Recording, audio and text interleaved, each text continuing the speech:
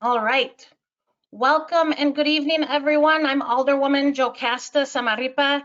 Thank you for joining us. Before we officially start the program, I just want to say something to our Spanish speakers to listen to this meeting in Spanish.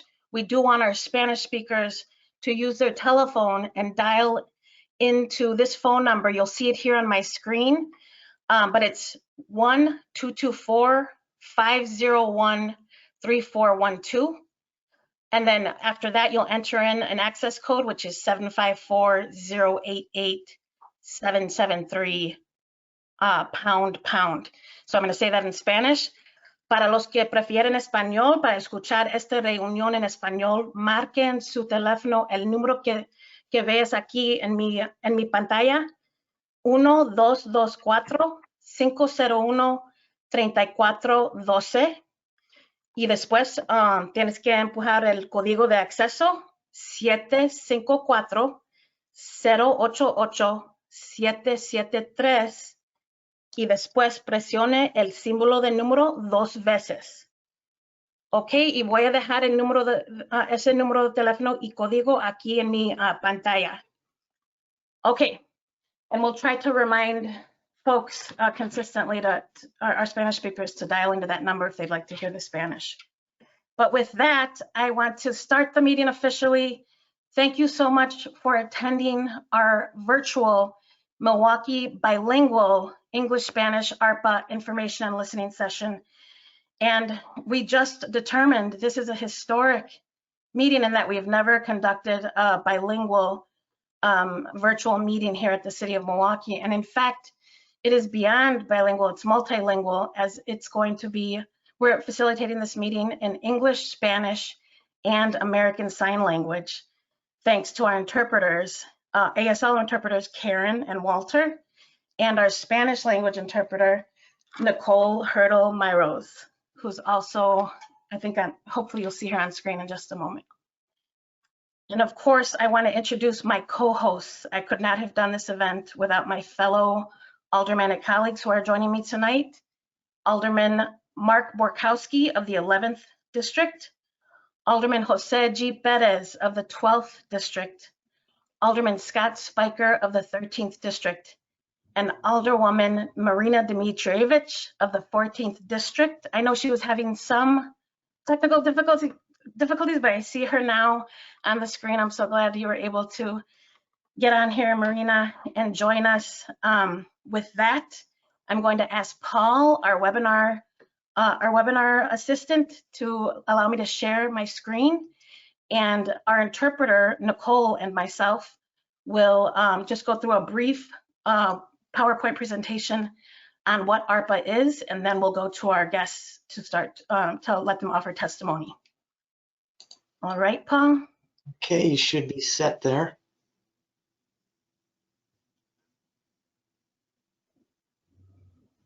Okay. All right. Again, welcome to our Milwaukee Multilingual ARPA information and listening session. Thank you again for joining us tonight. Nuevamente quiero darles la bienvenida a todos. Muchas gracias por estar aquí con nosotros para esta sesión bilingüe de información y escucha. Okay, so we thought it was best to really start with a simple definition. What is ARPA? ARPA, or sometimes it's simply referred to as ARP, A-R-P, is the American Rescue Plan Act. It was passed by Congress and signed by President Joe Biden just this past March 11th, 2021. It includes $30.5 billion in federal funding to be dispersed across the country to states, counties, cities, and school districts to help us to continue to respond to the COVID-19 pandemic and support President Biden's call to vaccinate the U.S. population. Vamos a comenzar con lo más básico de qué es ARPA. ARPA, que es el American Rescue Plan Act, la ley del plan de rescate estadounidense, fue aprobado por el Congreso y firmado por el presidente Joe Biden en el marzo de este año. incluye 30.5 mil millones de dólares en fondos federales que se van a dar a los estados, condados, ciudades y distritos escolares a través de todo el país para continuar respondiendo a la pandemia de COVID-19 y respaldar el llamado del presidente para vacunar a toda la población de los Estados Unidos. We will receive critical support here in Milwaukee and across the state of Wisconsin. The city is going to receive an unprecedented $394 million. The state of Wisconsin will receive $2.5 billion, while Milwaukee County will receive $184 million. MPS will receive $731 million, and other levels of government will also receive these ARPA dollars. Together, these funds will help us recover from the pandemic and make Milwaukee a more resilient city.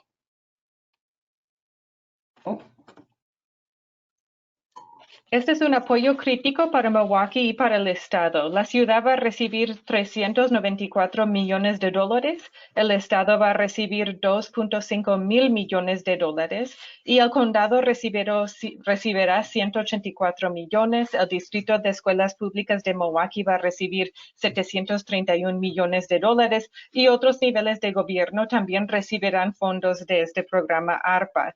Juntos, estos fondos nos van a ayudar a recuperarnos de la pandemia y hacer de Milwaukee una ciudad más resistente. Okay.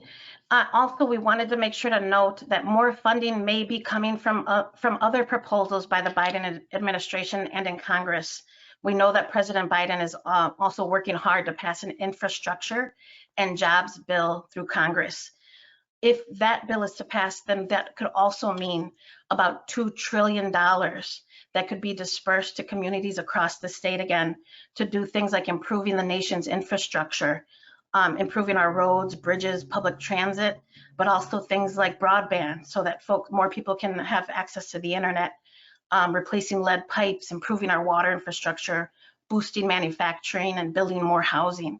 But again, we're waiting to see if that bill will make it through Congress. También quisiera decirles que más fondos pueden estar viniendo de propuestas de la administración de Biden y el Congreso. El presidente Biden también está trabajando para apoyar un proyecto de ley de infraestructura y empleos en el Congreso. Esto podría significar que se podrían distribuir aproximadamente $2 billones en comunidades de los Estados Unidos para mejorar la infraestructura, por ejemplo, carreteras, puentes, transporte público, ferrocarriles, puertos, vías fluviales y aeropuertos. Además, se invertirían dólares en los siguientes: banda ancha para el acceso al Internet, mejorar las escuelas que ya están viejas, reemplazar tuberías de plomo, mejorar la infraestructura de agua, construir nuevas viviendas y impulsar la fabricación. Este plan todavía no ha sido aprobado por el Congreso, pero es una posibilidad.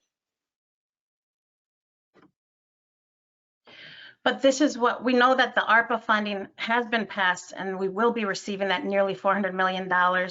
And here's what the ARPA funding can be used for. Things like COVID-19 public health expenses, also revenue losses. We lost a lot of revenue during the pandemic, and so we can use that to fill those losses. Broad support for households impacted directly by COVID-19. Also, the funding can be used for economic recovery in specific ways, perhaps to help small businesses. Also, it can be used to address the direct impacts of the pandemic, as well as key infrastructure and economic resilience. Pero sí sabemos que ARPA se ha aprobado y ahora vamos a describir un poquito para qué se pueden usar estos fondos ARPA. Cosas como gastos de salud pública relacionados con COVID-19, pérdidas de ingresos que han habido bastantes para el gobierno debido a COVID-19, un apoyo amplio para las familias afectadas directamente por COVID-19, financiación también que se puede reutilizar para la recuperación económica de formas específicas, por ejemplo, para apoyar las pequeñas empresas, abordar los impactos directos de la pandemia, infraestructura clave y para la resiliencia económica. And just a slide around our balancing finances and revenue losses. Again, ARPA does allow governments to use the funds to make up lost revenue and preserve critical city services. And just as an FYI, last year during the pandemic, the city did lose about almost $20 million in parking revenue because, again, the city did suspend things like parking, the metered parking, the parking permits and the like. In the general fund, we lost about $25 million because of license fees that were suspended. These were things that we suspended to help the people of Milwaukee, understanding that we were living through a pandemic and all of us were struggling. There were big revenue losses, and this is something that could be potentially, the ARPA money could potentially be used for. Y quiero hablar un poquito del equilibrio de las finanzas y las pérdidas de ingresos. Entonces, ARPA permite a los gobiernos utilizar fondos para recuperar los ingresos perdidos y preservar los servicios críticos de nuestra ciudad. Y nada más para darles una idea, que de los ingresos por estacionamiento, la ciudad de Milwaukee perdió casi $20 millones porque suspendieron los servicios o el uso de los medidores y también por cancelación de eventos, suspendieron el pago para los permisos de estacionar y también en el fondo general se perdió casi $25 millones y esto también es porque suspendieron tarifas para permisos, licencias y cargos por servicios. Y la razón por esto es porque quisiéramos ayudar a las personas de Milwaukee reconociendo que estábamos viviendo una pandemia y todos estábamos batallando con las consecuencias de la pandemia. All right, and we're just about done. What are our next steps? We want to hear from you tonight and in the coming days and weeks. There'll be a brief survey at the end of this, at the end of our virtual meeting tonight. And tomorrow, the city is going to put out a larger, more comprehensive survey, wanting to hear from our neighbors, from our constituents about what your ARPA priorities are.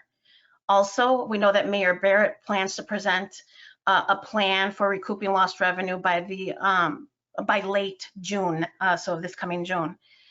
So watch out for that. The mayor has committed to working with residents and the Common Council on how ARPA funds will be spent. And we, the Common Council, are committed to listening to residents and pushing forward your priorities, as well as holding Mayor Barrett accountable. Ya casi estamos concluyendo esta presentación y después vamos a querer escuchar de la comunidad. Entonces, nada más para platicar de qué sigue, queremos saber de ustedes esta noche durante esta junta virtual y en los próximos días y semanas. Al final de esta junta virtual vamos a hacer una encuesta breve, favor de completarla, y mañana la ciudad va a lanzar una encuesta más grande para toda la comunidad para dar sus comentarios y opiniones en cómo se deben de usar estos fondos ARPA. También el alcalde Barrett presentará un plan para recuperar los ingresos perdidos a finales de junio de este año y él se ha comprometido a trabajar con los habitantes de la ciudad y el Consejo Común. El Consejo Común se compromete a escuchar a los residentes, los habitantes de la ciudad e impulsar sus prioridades, así como responsabilizar al alcalde Barrett. Thank you so much, Nicole. All right.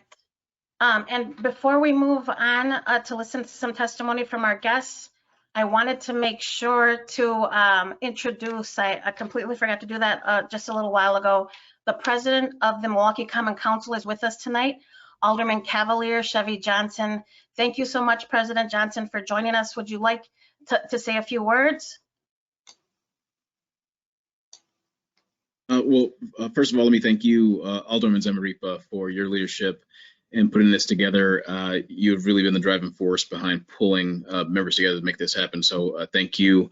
And then, of course, thank you as well to the other Southside alders represented on this call, Alderman Borkowski, Alderman Spiker, Alderman Perez, Alderman Dimitrievich, and the city staff, Joanna Polanco.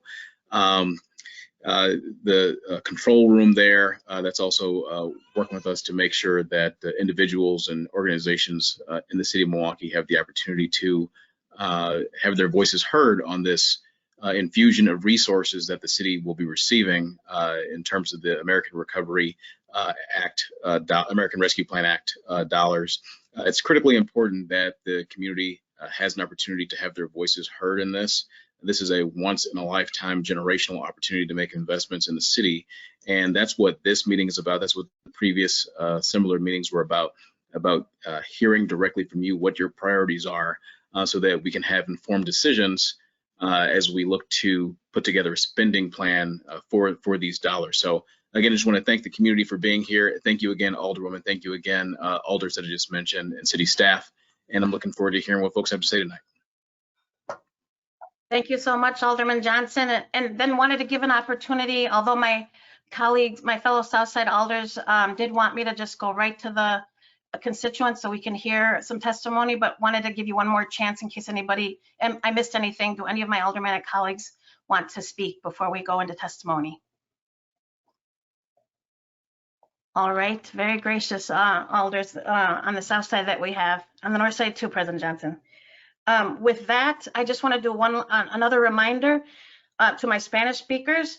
Para escuchar esta reunión en español, marque en su teléfono el número que está aquí en mi pantalla, 1-224-501-3412, y después el código de acceso 754-088-773, y después presione el símbolo de número 2 veces.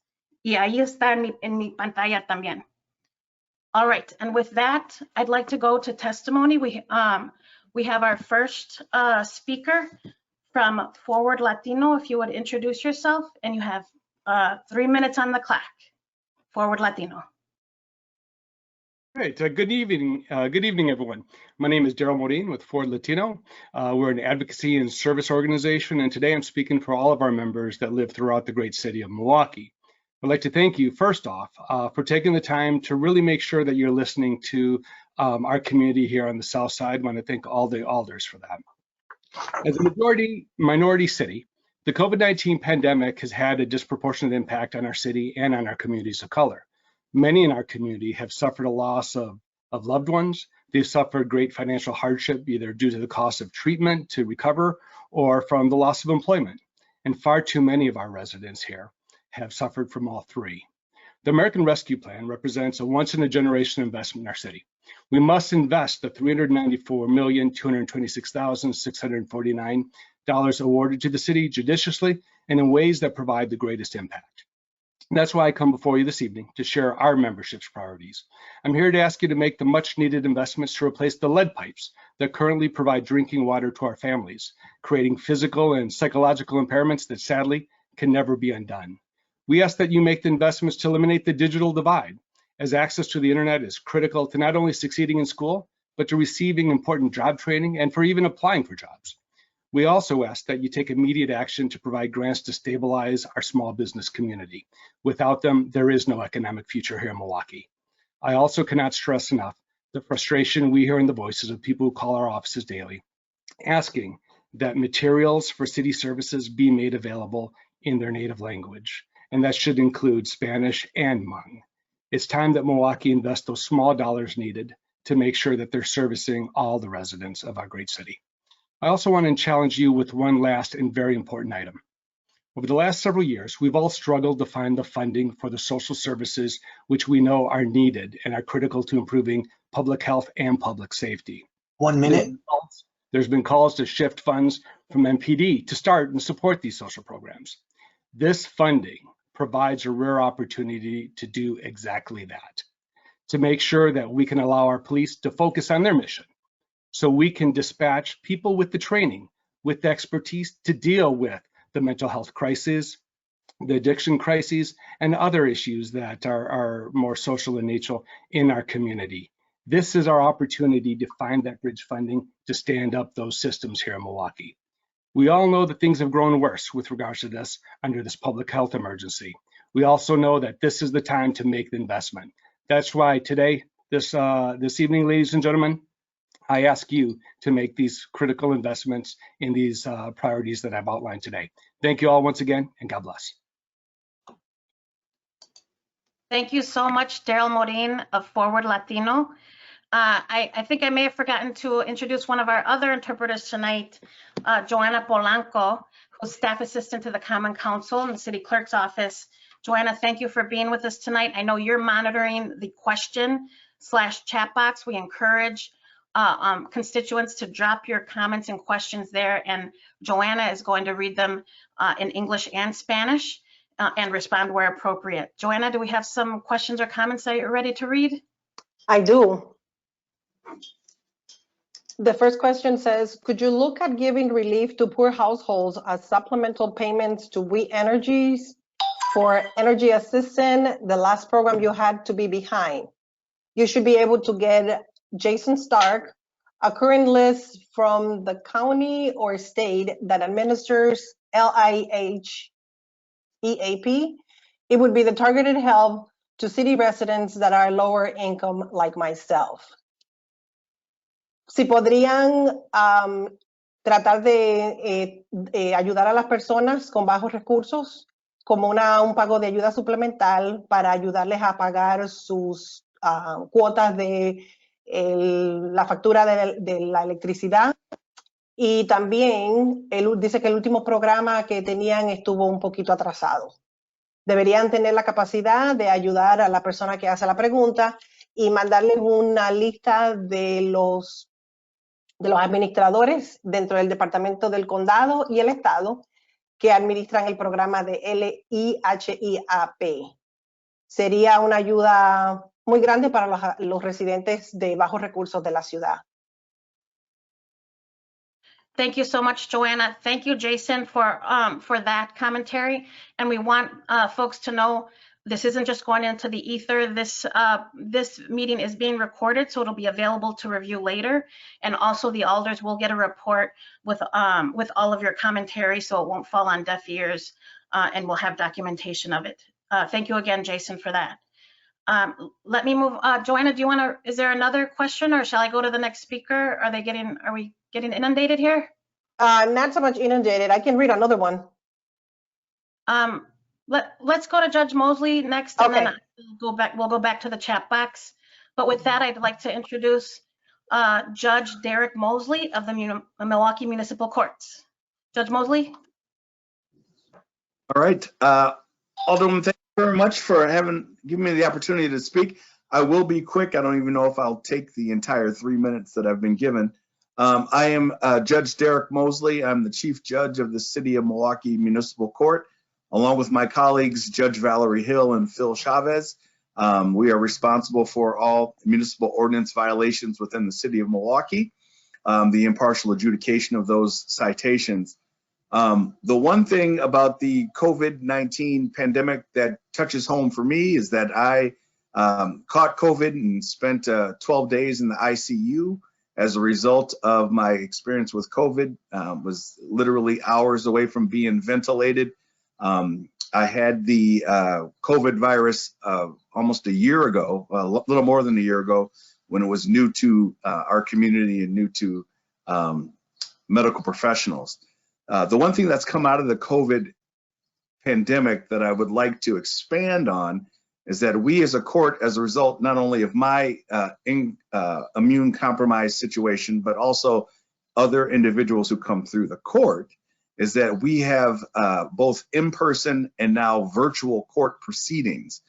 And we would like to have the ability to expand that throughout the city of Milwaukee. And that entails affordable broadband for everybody within the city of Milwaukee.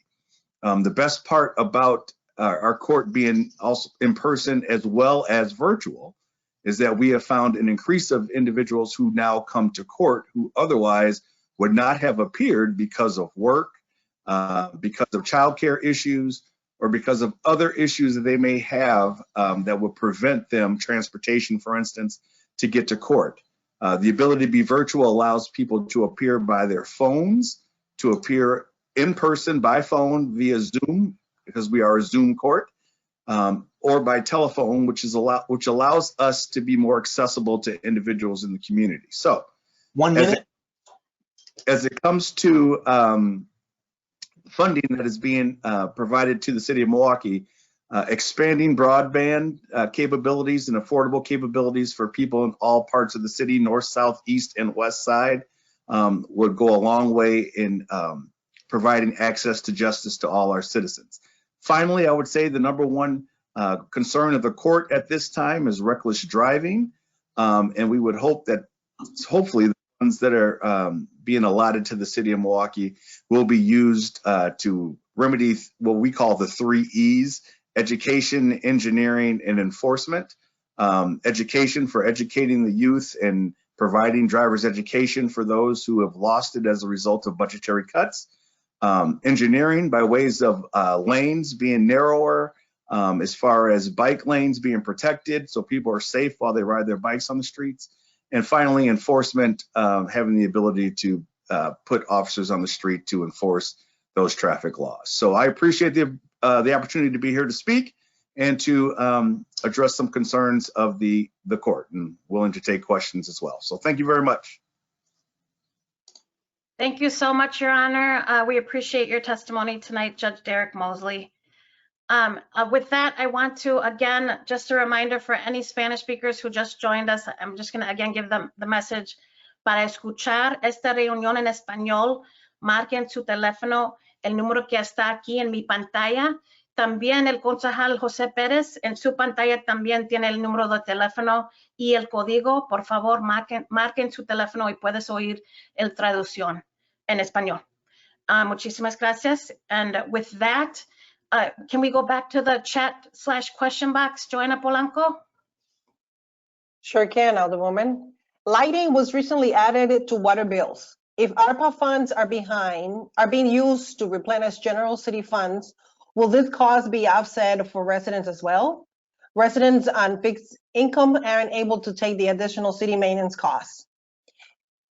El alumbrado de las calles ha sido un costo que se ha añadido a la factura del acueducto. Si los fondos de ARPA pueden ser usados para cubrir los gastos generales de la ciudad y ayudar a los residentes de esta manera, porque los residentes de bajos recursos no pueden sufragar este costo adicional.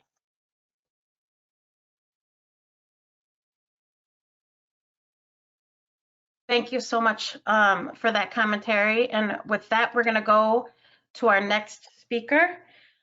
Is Jean Gerasi from the Benedict Center on? She may not be on. Oh, there she is. I am. Can you hear me? Very good. Thank you, Jean, for being with us tonight. I'll let you introduce yourself and start your testimony. Thank you so much. My name is Jean Gerasi. I am the Executive Director of the Benedict Center, and we operate the Sisters program on the South Side. I want to thank all of the alder people here this evening for providing this bilingual meeting to ensure that organizations and constituents on the South Side can be informed and give their input to their elected leaders for how to best invest the American Rescue Plan Act funds. It has been said that we cannot, nor should we, try to return to a pre-COVID normal. We must transform our systems to create a better new normal. The ARPA funds are an opportunity to be visionary and strategic. The Benedict Center Sisters program is designed to help women in the street-based sex trade find hope and live healthier and safer lives. With the street outreach and drop-in center resources we have, we reach over 400 women in the street-based sex trade each year in Milwaukee Police Districts 2 and 3. In order to solve a problem, it must be correctly defined. The underlying problems that women face must be addressed. Homelessness, opioid use disorders, sexual assault and sex trafficking, trauma, criminalization, and stigma are the issues to be addressed. And what we've witnessed in the last year is that COVID has only made them all the more vulnerable. In the new normal, we would like to call for us as a community to stop defining the problem as the people who have been let down and kept down by system failures. Instead of blaming and punishing people in the criminal justice system, including municipal ticket fines, we can shift resources to public health approaches that help people heal and grow. To do this, I would urge city leaders to invest in public health strategies, including violence prevention, housing first, and harm reduction-based drug treatment. I specifically ask that the city consider funding the continuation of the Empower project, which is a cross-sector collaboration that is just gaining traction to build a more comprehensive way to divert sex workers who use opioids by using harm reduction and housing first approaches. 1 minute. We'll be following up with some more specific funding recommendations. In closing, I just want to thank you again for listening to the stakeholders as you consider a spending plan that can be transformational for the city of Milwaukee. Thank you so much, Jean Gerasi of the Benedict Center. I want to remind folks, please drop your questions and or comments into the question box. And I see we have some folks in there already. Joanna Polanco, will you read the next comment and or question? Can funds be used to address different infrastructure maintenance, including poor street lighting in the streets, cracked pavement, improve on the street stripping, signage, etc.? Can funds be used to make homes more energy efficient, not just cover energy costs? Making all homes more sustainable will be a long-term investment that could help reduce the need of short-term energy efficiency program payments. Excuse the delay here, this font is extremely small.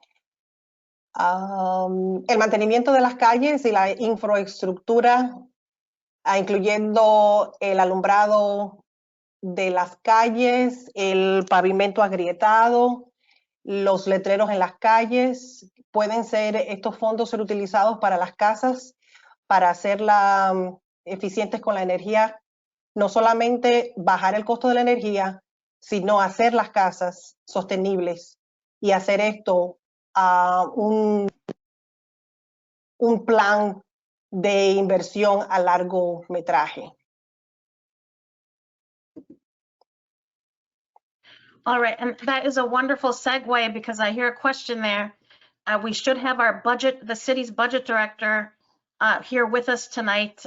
Dennis Yacarino, are you there? Would you like to answer his question on if we can use those funds?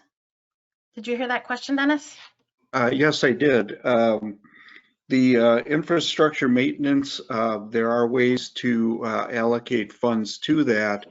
The main part of the bill, though, addresses just sewer, water, and broadband as infrastructure, but there are ways to use the revenue loss money for some of the infrastructure maintenance. We're also hopeful that the jobs plan bill will pass that should provide a larger sum of money for infrastructure repair as well. As for the homes, yes, a lot of money can be, we're looking at funding a significant amount of things for housing, and making houses energy efficient can be one of them. Thank you, Dennis Yacarino, our city's budget director. Thank you very much for being here with us tonight as well. We're going to move on to our next speaker from VIA, Kevin and Lydia. Hey, everyone. Yeah, I'll go first and then Lydia will go. Good evening, everyone, and thank you for creating this time and space. My name is Kevin Solis, and I am the Outreach and Engagement Manager for the Burnham Park and Lane Park neighborhoods at VIA CDC.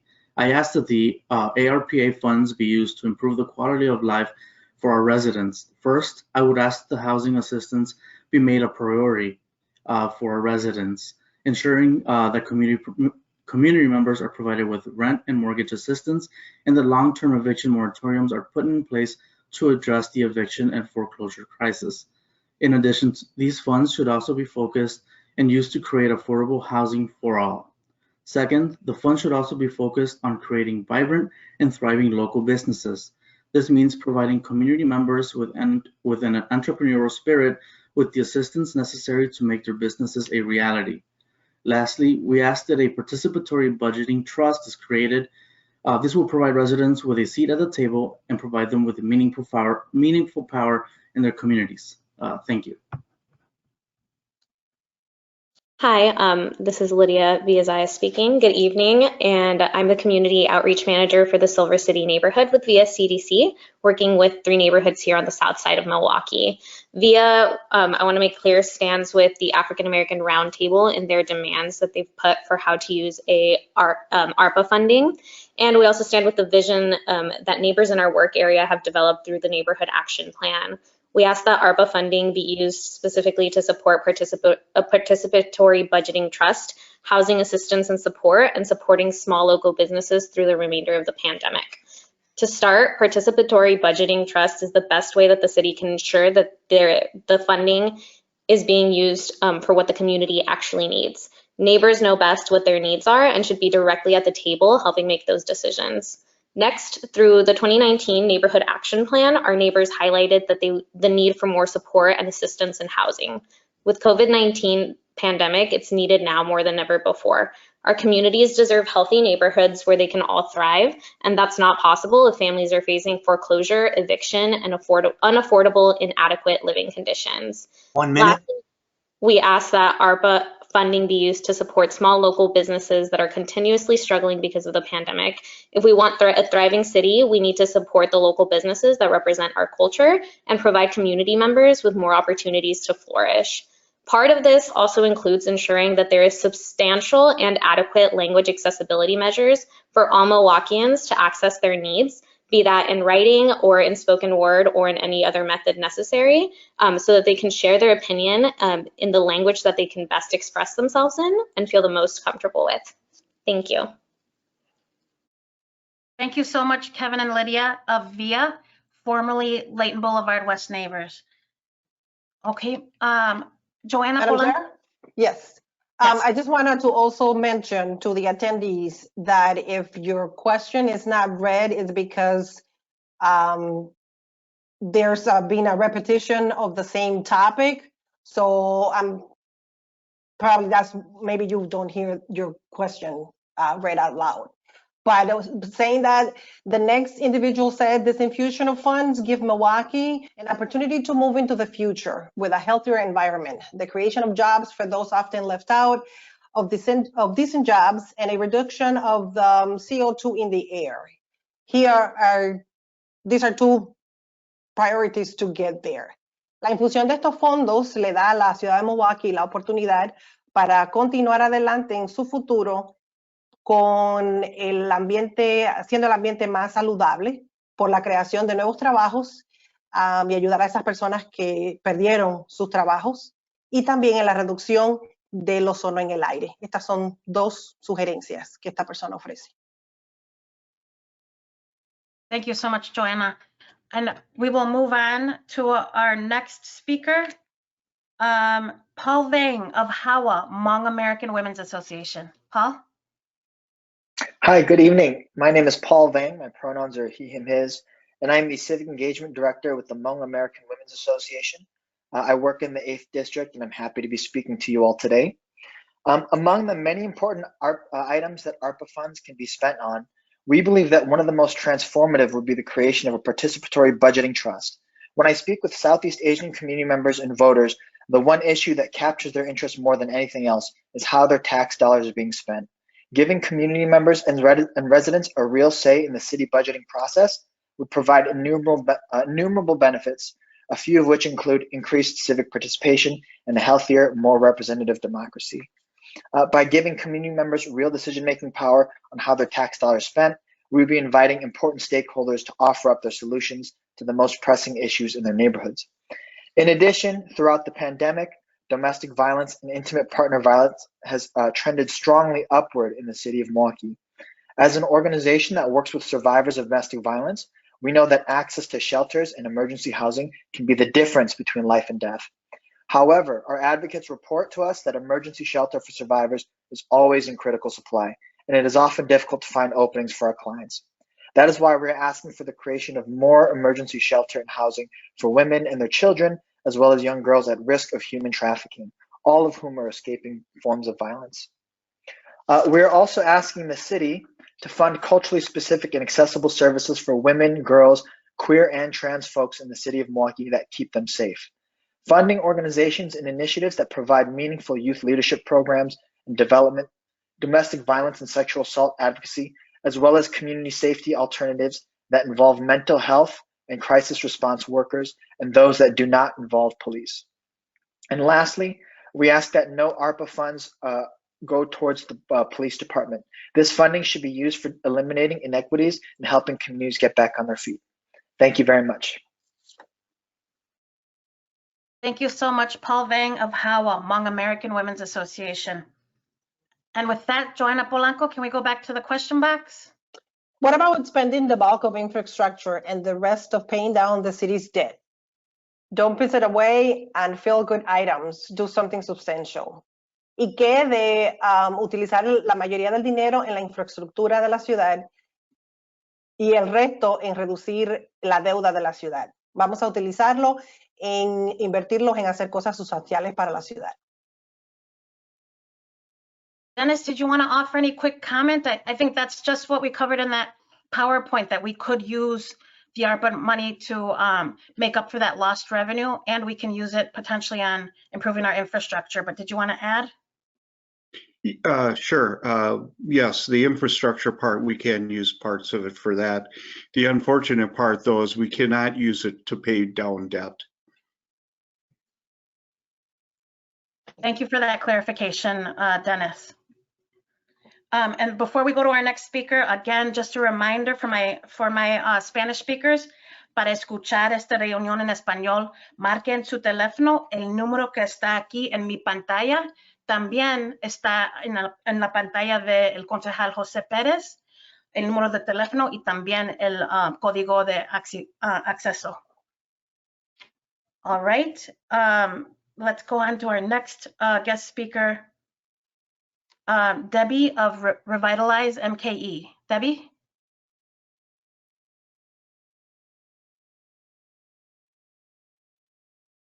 Great, can you hear me? Yes, go ahead, Debbie. If Okay. you'd like to turn on your camera as well, it's up to you.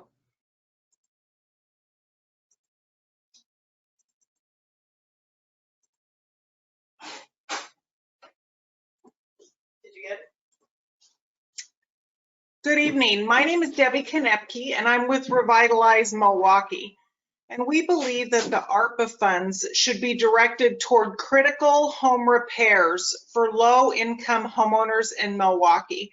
So we're talking about helping existing homeowners in Milwaukee. And oftentimes it's the existing low-income homeowners who are overshadowed by things that may be more popular, like providing shelter for the homeless or developing affordable housing.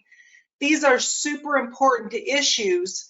And at the same time, there's a severe lack of resources for low-income homeowners that desperately need repairs in order to stay in their homes to remain safe and healthy. Revitalize Milwaukee is the only organization in the city that provides free home repairs for these homeowners. For the past 21 years, we've helped over 6,500 people stay in their homes, and we are aware of hundreds and hundreds of other people who need basic home repairs, ranging from hot water heaters to grab bars to running water, running toilets. These are basic necessities that everyone deserves to have functioning in their home. We are often the only option to stay in their homes. Most of the people we serve have been in their homes for 20 to 30 years. They're on fixed incomes and they simply cannot afford emergency repairs. We are the only place right now that's helping them with that. We are also concerned about the fatal fall rates. So Wisconsin is the worst state in the entire country when it comes to fatal falls among seniors. So people are dying at a rate of 3 times higher in Wisconsin than the national average. Almost 2,000 people last year alone have died from injuries that could be prevented by simply putting up something as simple as new railings or grab bars in their homes. We do that for free for people, and we are hoping that some of the ARPA funding will go to keep people safe in their homes. Thank you very much. Thank you so much, Revitalize Milwaukee. Joanna Polanco? Anything in the question? You should look at throwing millions at the rehabbing of many city-owned homes. The city gets jobs, affordable housing, taxes and fees, because as long as it doesn't go to nonprofit, it goes back on the tax roll. Dennis needs to find out if the money can be rolled over. The majority of what you spend on rehab will be recouped when the homes are sold. Dice que la ciudad debiera utilizar la mayoría de los millones en la rehabilitación de muchas de las casas que ya la ciudad ha obtenido. La ciudad tiene muchos trabajos, viviendas accesibles, impuestos y cuotas que simplemente, que siempre y cuando no vayan directamente a beneficiar el sector sin fines lucrativos, se devuelven otra vez a los impuestos de la ciudad. Y el señor Dennis necesita buscar si el dinero puede ser reutilizado. La mayoría de lo que ya usamos en rehabilitación siempre se recupera en la venta de una casa. Budget Director Dennis Yacarino, I see you got a shout out in there. Did you want to comment at all before I move on? I appreciate the shout out. I rarely get those. So thank you very much. But anyway, good comment. And yes, it's something we are looking at. Definitely. Very good. Thank you. With that, we'll go on to our next guest speaker. Goodness, I just lost my agenda here. We have Mr. Raphael Smith of Citizen Action of Wisconsin. Raphael?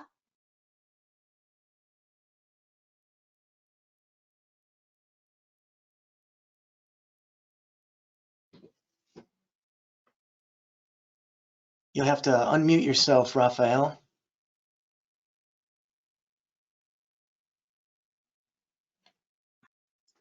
Thank you. Can y'all hear me now? Yes, we can hear you. Okay, there goes one of my minutes. Good evening, everyone, and thank you for the opportunity to speak in the space. My name is Raphael Smith, and I'm the Climate and Equity Director at Citizen Action of Wisconsin. And the reason I'm here before you is to advocate on behalf of the Milwaukee City County Task Force on Climate and Equity recommendations for ARPA funding. The Joint City County Task Force was formed to meet the goals of the Paris Accords, which the city signed on to in 2016. The Paris Accord goals are 45% reduction in emissions by 2030 and 100% renewable energies by 2050. By doing so, we want to make sure our most marginalized communities benefit from such a transition.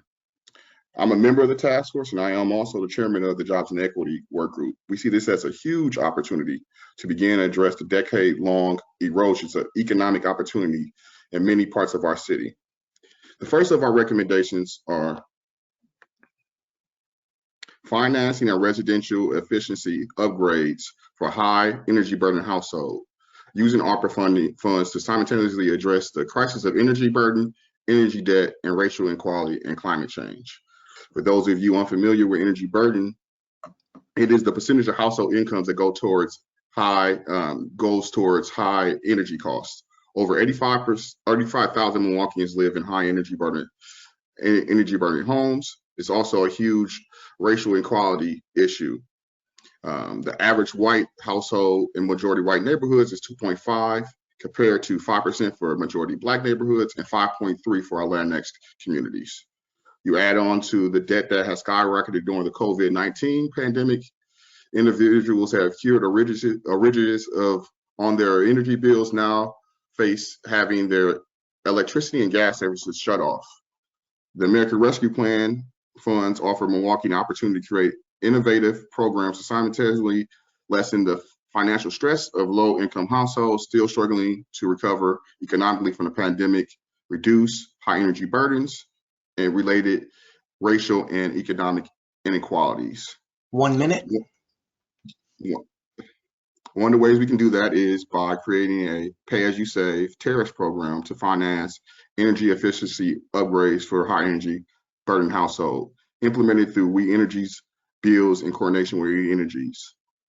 City will use ARPA funds to set up a revolving loan fund to finance energy efficiency upgrades for low-income households and perform hopefully performed by people from impacted communities. We Energies will also contribute a matching amount in a revolving loan fund and agree to administer tariffs through the energy bill. We also would like to create equitable career pathways through restoration of urban tree canopies, and D, paving excess parking lots, and utilize the transitional jobs program to have people do so.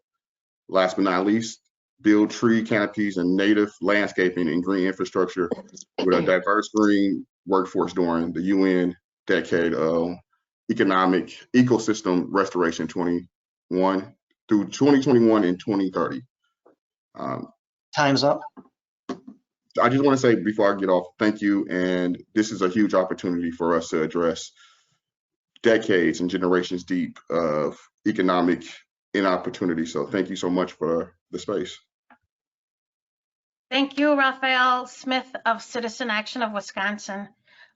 We'll go back now to Joanna Polanco with the question chat box. Another individual also included the parks on the south side of the city. They need attention. Otra persona también alude a que los parques del área sur de la ciudad necesitan atención. Thank you so much. Ajá. We'll move on to our next guest speaker. We have the director of the Cesar Chavez. Oh no, I'm sorry, I skipped somebody. I apologize. Brisa Ramirez of Clark Square Neighborhood Initiative. Brisa? Good evening, and thank you for the invitation to speak today. So I'm Brisa Ramirez, Economic Development Manager at Clark Square Neighborhood Initiative. Our boundaries are Cesar Chavez Drive, Greenfield, Layton, and National. And our 4 focus areas are economic development, housing, arts and culture, and community engagement. Where we would like to see federal dollars invested are in housing and economic development.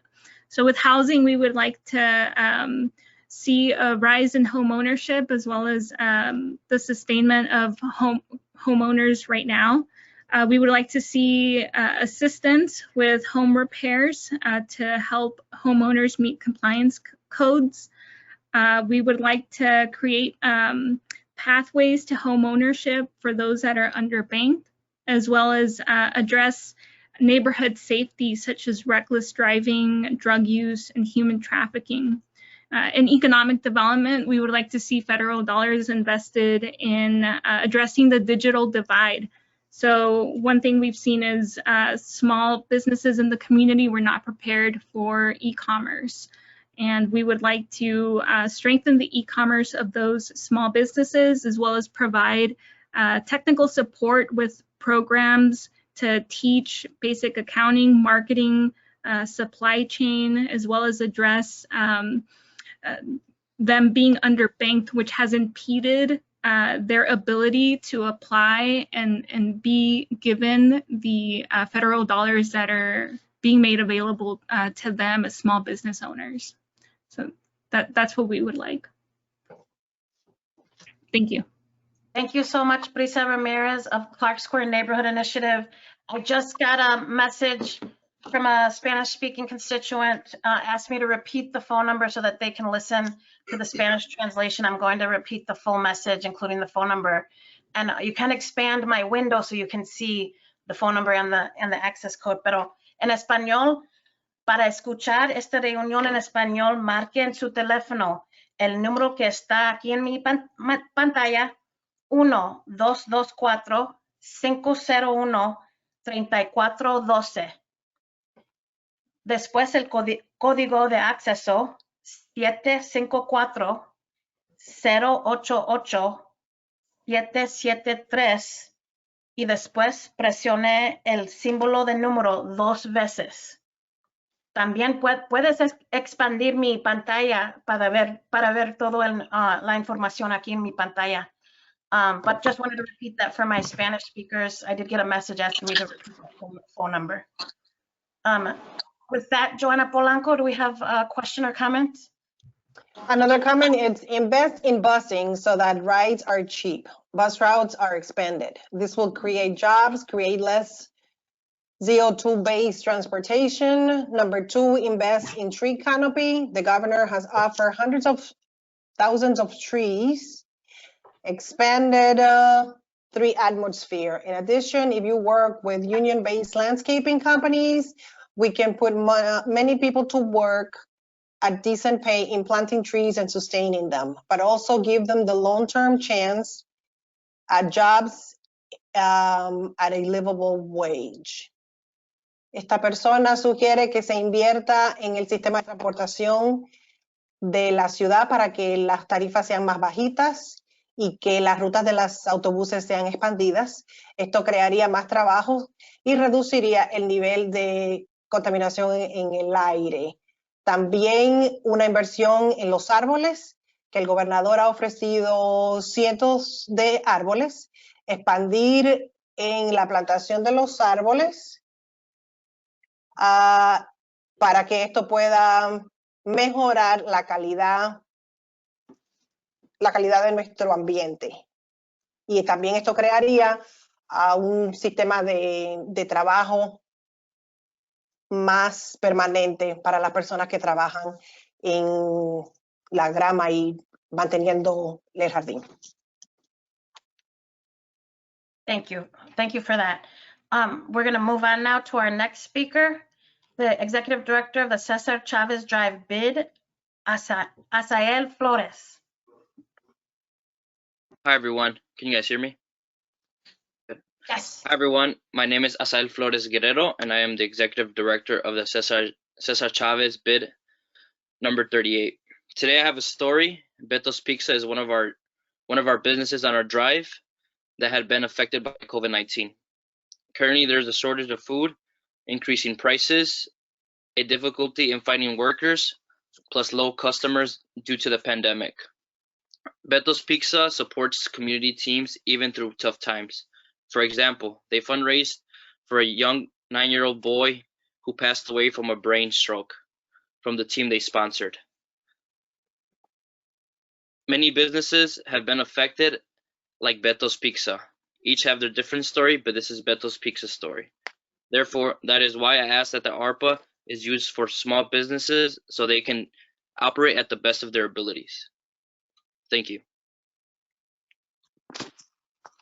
Thank you so much, Raphael Flores, Executive Director of the Cesar Chavez Drive BID. Joanna, do we have another question in the question or comment box? Can funds be used for keeping the south side cleaner? Take a look at any of the filthy and poorly repaired bus stops in plastic trash bins and a more attractive area to live. Squalor attracts squalor and no escape in sight. The area needs to attract new residents who would be proud to live in there. Vamos a utilizar estos fondos para mantener el área del sur limpia. Si miramos el área donde hay que reparar las paradas de los autobuses y los receptáculos de basura. Una área más atractiva va a atraer más personas al área. All right, City Budget Director Dennis Yacarino. Yeah, the funds from the revenue loss likely could be used for this purpose. So we're looking into that because we do understand the issues there. Thank you. Thank you, Dennis. I do want to read a message from a Spanish speaker who just messaged me. I want to read her comment. She says that she would like to see a community center in the area near Burnham Park. And so she would like to speak, but I want to let the audience know, because of our format today in this virtual meeting, we do have about 12 folks that are speaking, and we ask everybody else if you can drop your questions and comments in that question box for Joanna Polanco to read, both in English and Spanish. And we are going to follow up with an email to you so you can further provide any comment, feedback, or questions for us to get back to you. But again, reading our constituents' concern or request that we use some of the ARPA dollars for a community center in the Burnham Park neighborhood. Thank you for that message. And with that, we're going to move on to our next speaker, Maria Guadalupe Salcedo from Mujeres con Poder. Maria? Oh, unmute yourself, María. No puedo oír. Gracias. Mi nombre es María Salcedo y soy promotora de salud con Mujeres con Poder y por el Centro.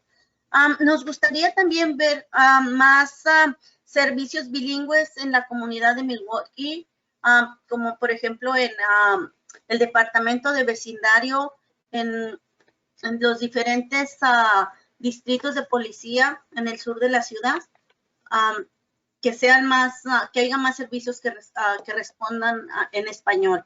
También nos gustaría ver más topes en las calles, en algunas de las calles principales, como la Lincoln y la 27, algunos topes o algo que la ciudad pueda ayudar, que los vecinos no los tengan, los propietarios de las casas de esas calles no tengan que pagar por esos topes.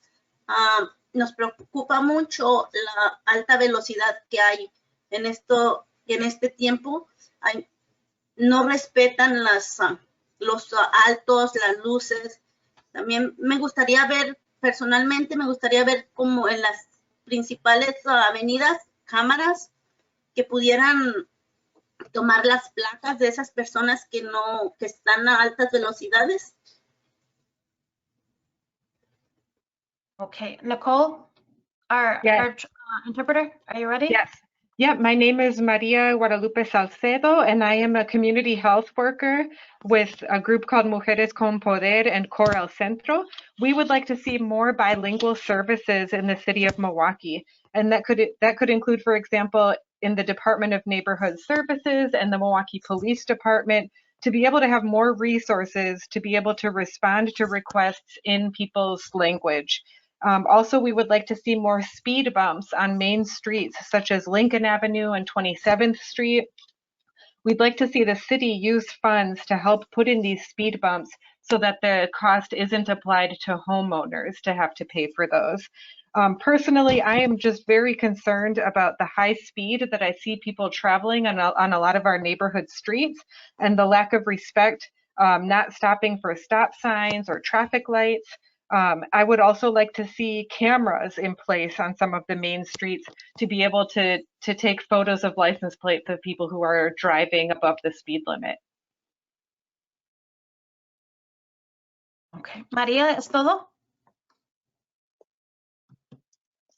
Sí, es todo. Muchísimas gracias.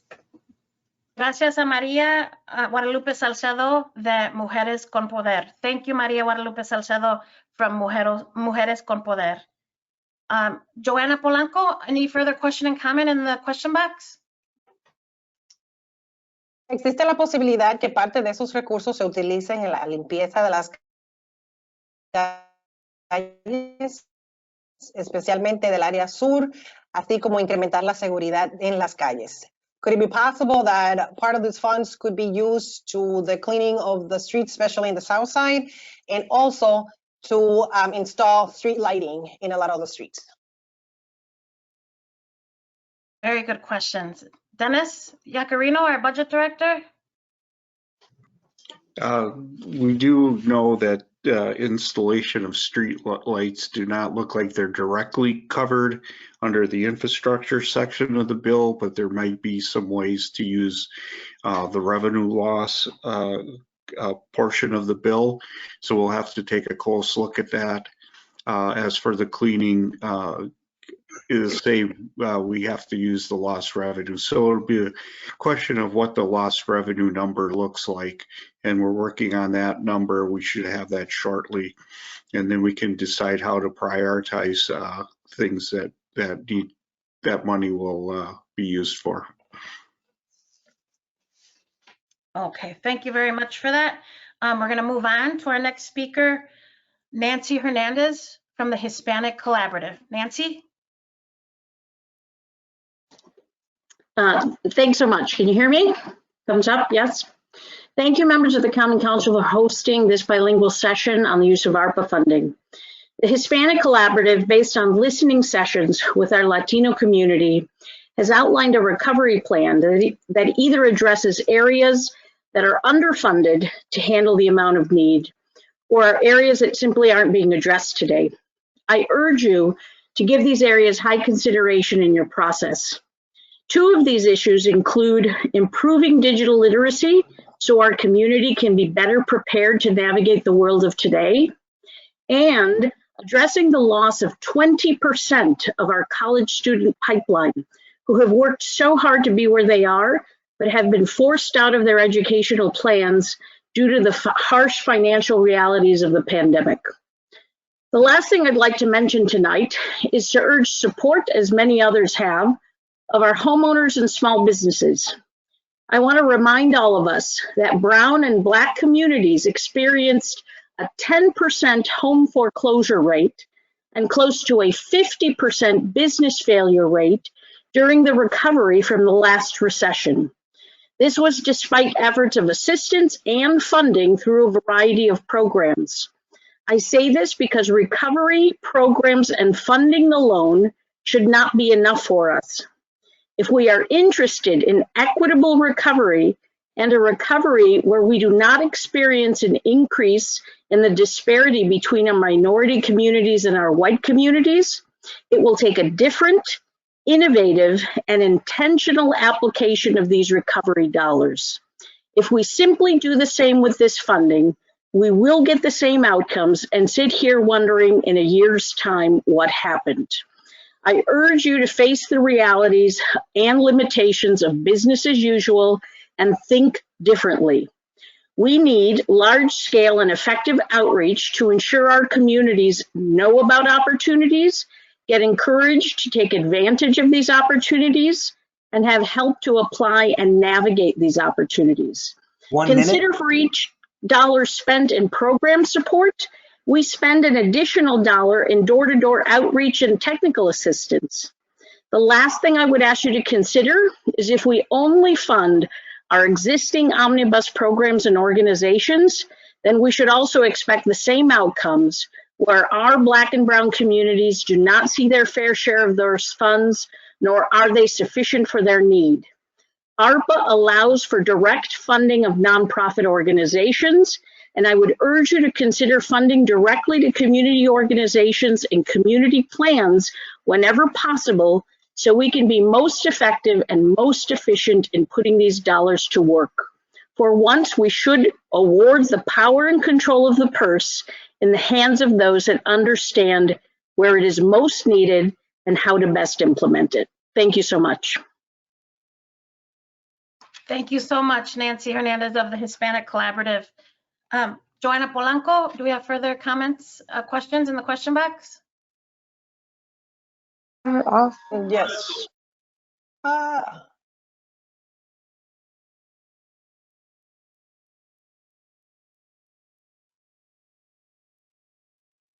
Yo pido que se utilice para crear una plaza de belleza a la comunidad y a su vez las personas de la tercera edad puedan tener un espacio a donde puedan conectarse sin necesidad de estar en restaurantes de comida rápida, consumiendo cuando lo que realmente buscan es la conexión humana.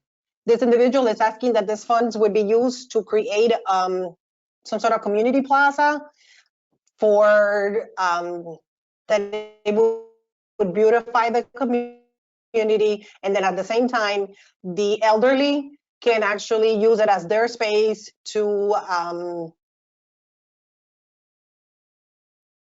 make community or do community among themselves instead of congregating in restaurants.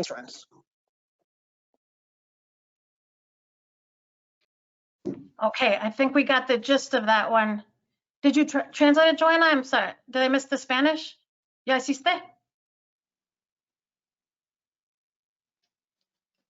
Yeah, it was actually in Spanish to begin with. Do you want me to read it again? No, está bien, perdón. I think my screen froze up a little. I can read it again. The gist of that. Thank you, Joanna. And again, for the audience and the elders will be briefed on all of this. We will be able to see your comments and questions, and we'll debrief and look at everyone's comments and questions, and everyone will be able to view this on our YouTube city page, who'd like to see it again or who missed it tonight. With that, we had one final speaker. Not sure if he is here in the queue, but is I believe it's Mr. Arman Tahir from the Muslim Community and Health Center. I don't see him here. Okay. All right, let's go back to is there any further question and comments, Joanna? I think this is Mr. Jeff Thomas, who is, thanks for the clarification on the infrastructure. Clearly, these funds are not limitless. And with that in mind, please spend them wisely. Keep an eye on MPS funds and make sure they aren't squandered. Gracias por la clarificación en cuanto a la infraestructura. Claramente estos fondos no son limitados a un uso específico y por lo tanto vamos a mantener esto pendiente para que lo podamos utilizar de una manera sabia. También vamos a mantener el ojo puesto en los fondos para el sistema de educación, MPS, y asegurarnos que estos fondos no sean mal usados. Thank you. Any further question or comment? Joanna, we've had all of our speakers on at this point, so we can just go through the question box if there's any further comment or question. And at this point, I think I've covered everything in the questions. I can always double check the chat just in case.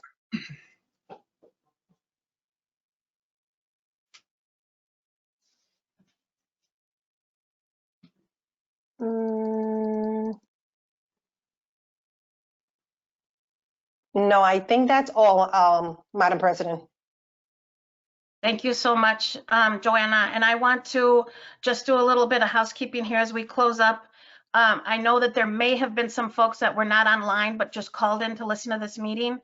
Please know that you can call my office and we'll get back to you if you had any question or commentary on how the ARPA funds should be spent. My office number is 414-286-3533, 414-286-3533. And even if I'm not your alder, we'll make sure to get that message over to your alder so you can get so that they can get back to you. Also at the conclusion of tonight's meeting, there's a brief 3-question survey, bilingual in English and Spanish. We'd be appreciate it greatly if you would just take a couple minutes to fill that out.